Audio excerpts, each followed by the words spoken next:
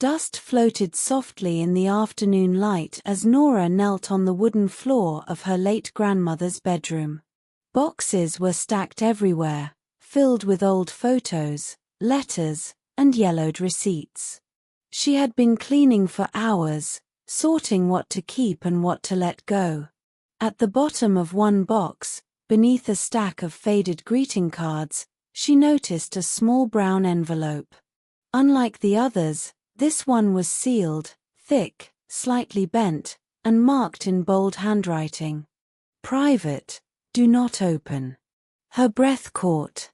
Her grandmother rarely wrote anything dramatic. Curiosity tugged harder than caution.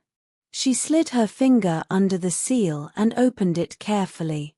Inside was a single folded document, old, crisp, and stamped with an official seal. A marriage certificate. Dated 1995. Nora frowned, confused. Then her eyes reached the names.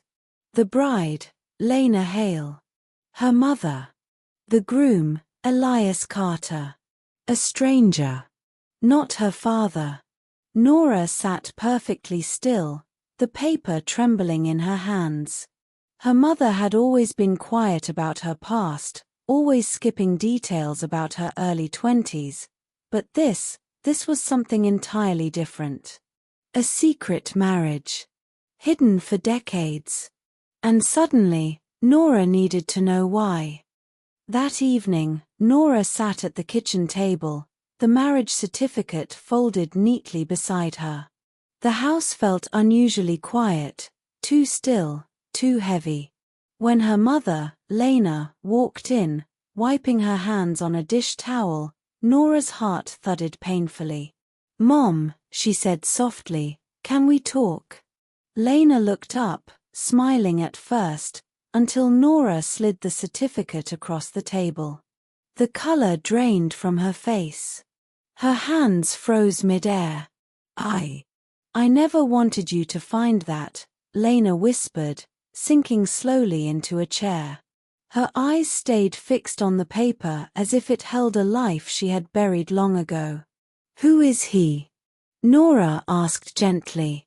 "Elias Carter. Why have I never heard his name?" Lena's fingers curled around the edge of the table. For a long moment, she didn't speak. Finally, she exhaled shakily. "He was someone I cared for," she said.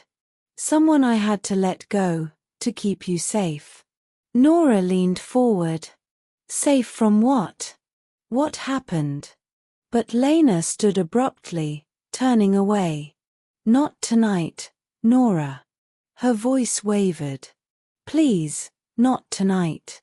She walked out of the room, leaving her daughter staring at the closed door, and at the sadness in her mother's eyes that told her the real story was far from simple. The next morning at the newsroom, Nora tried to work, but every line of text blurred into the same question. Who was Elias Carter? She opened her laptop, hands trembling slightly, and typed his name into several public record databases. At first, nothing unusual appeared, just outdated medical listings and old directory pages. Then one link caught her eye. Elias Carter, General Physician.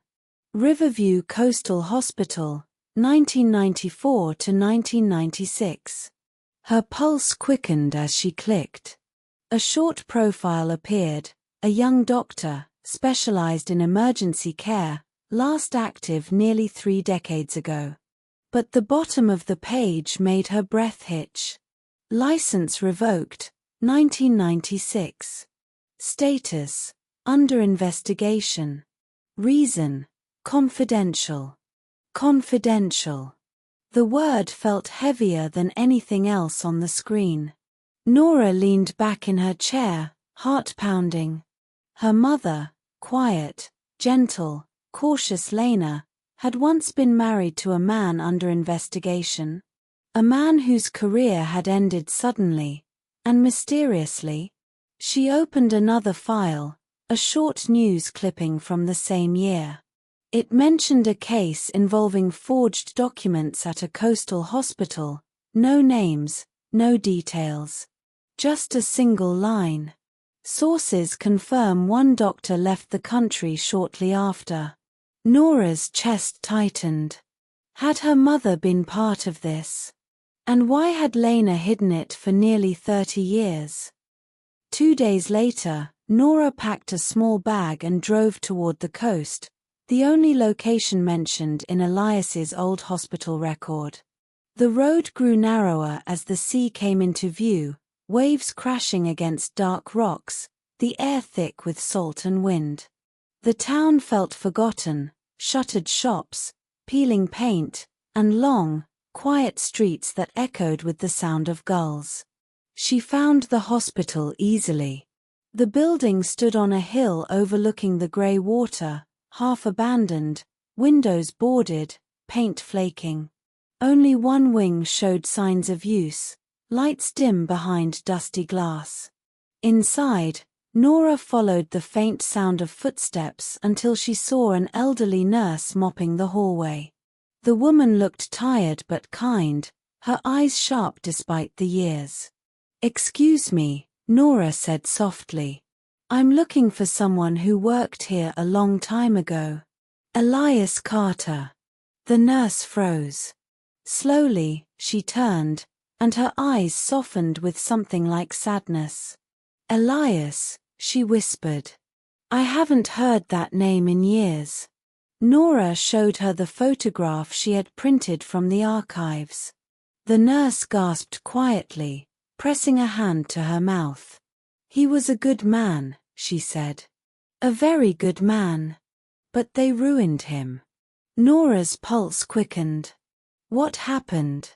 The nurse hesitated, then leaned closer, lowering her voice. "He falsified medical documents, not for himself, but to save a refugee family who had no legal papers. If he hadn't helped them, the children would have been taken away." She paused. "He didn't do it alone." Nora's heart thudded. "Who helped him?" The nurse gave her a long, searching look. "Your mother," she said quietly. Nora drove home in silence, the salty wind still clinging to her clothes, the nurse's words echoing in her mind. Her mother hadn't just known Elias, she had helped him.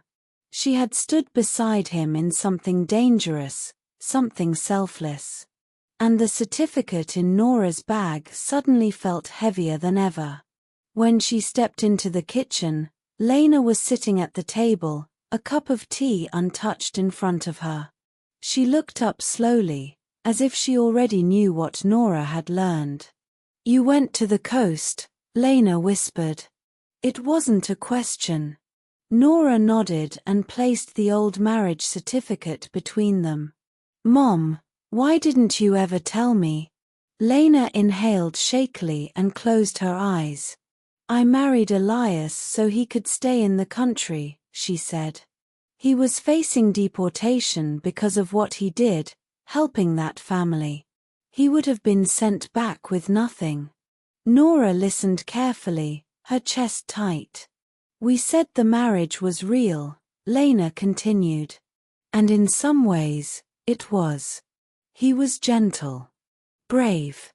But I already loved your father. Elias knew that." Her voice trembled. "When his case failed, he told me to move on. He said love isn't always about staying, sometimes it's about leaving so the other person can live freely." Nora sat back, overwhelmed.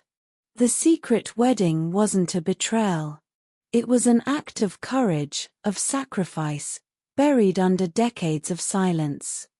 Lena stood slowly and walked to the old cupboard by the window. For a moment, she hesitated, her fingers lingering on the handle, as if opening it would release a piece of the past she'd tried desperately to protect. Finally, she pulled out a small tin box and carried it back to the table. She opened it carefully and took out a sealed envelope, its edges yellowed with age. "My last letter from him," she whispered. I never opened it. I was afraid of what it might say.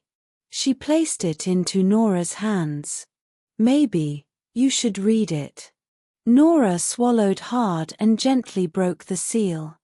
The paper crackled softly as she unfolded it. Elias's handwriting flowed across the page, steady, clear, heartbreakingly calm.